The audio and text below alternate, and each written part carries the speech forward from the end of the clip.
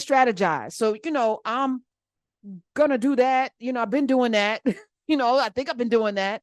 I'm going to do more. I'm going to do better. I have to do better. I have to take this up another notch because this is not just what's going on in America. This is a global fight. I was in office hours last night with Dr. Greg Carr. And those of you who are not familiar, and I don't talk about it a lot because I'm really hesitant to like cast a wide net, like let's bring everybody in. So during the pandemic, some of you know, some of you don't know, Dr. Greg Carr, who was a guest on the show during a Veterans Day right before the pandemic, we started talking after that. And during one of our conversations, we were talking about Ida B. Wells, who I had done a little piece. I had created something called the Hub.Global. Some of you subscribed to it, where I was offering, books in my mind. I'm like, we have to fill in the blanks of the things we don't know. I ran into an Ida B. Wells in my research for the show, and that led me down a rabbit hole. And I was just overcome with gratitude for the work that this woman did. And it was and she did the Southern Horrors, where she was literally going around the country chronicling the lynchings that were happening in this country. This one woman with 5 children out there. And there was a passage where I saw that she died. She died from like a urinary tract infection or something adjacent to that.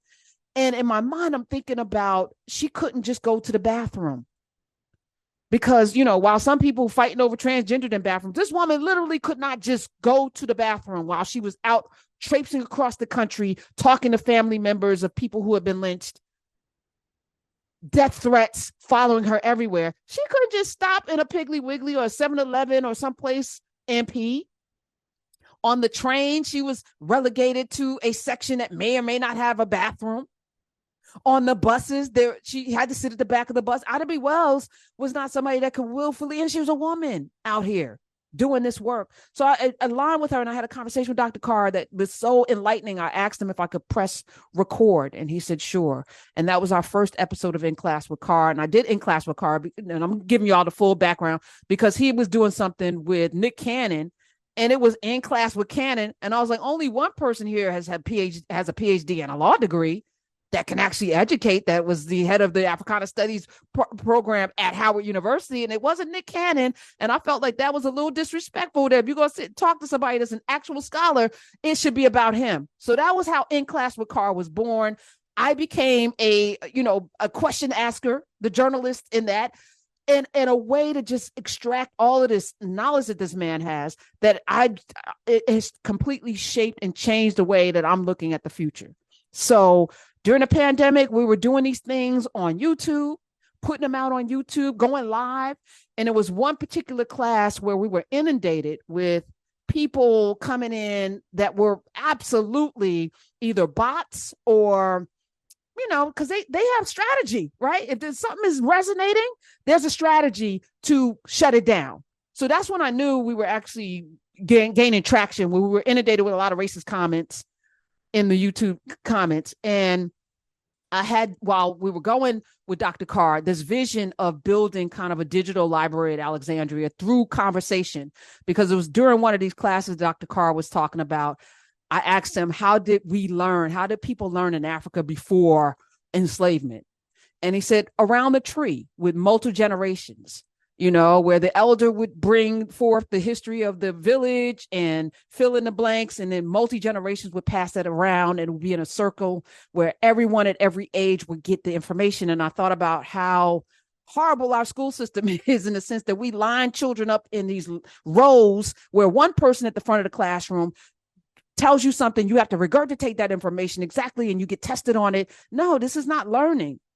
This is not learning. It's not critical thinking. This is not even how we should absorb information, right? And we all learn differently. Some of us are auditory learners. Some of us learn through seeing, through reading.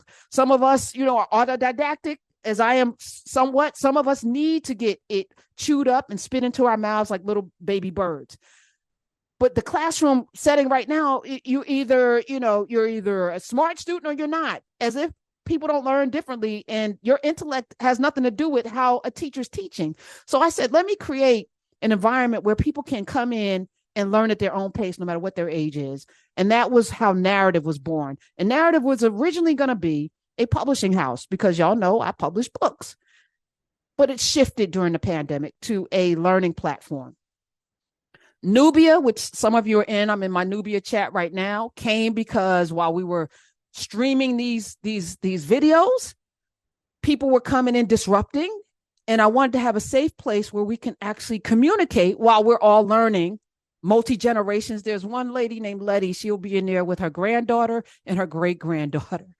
And her daughter will come in every now and then. 3 generations, 4 generations sitting together, listening to the same thing. So many people in barbershops and salons and people with their kids. And there would be a lot of kids. Little Olivia would come in at 8 years old. And I would see now the vision for the way we used to learn, where I'm taking in information and the kids are listening, the children are listening, and we're exchanging, we're having conversations in our families now around these topics that, for me, I'm going to find something that I'm going down a rabbit hole to discover something that Dr. Carr may bring up about, he may sing a song that may send us, but it became a beautiful thing. But Knubia, after we created narrative, was the way in which we could have these engagements.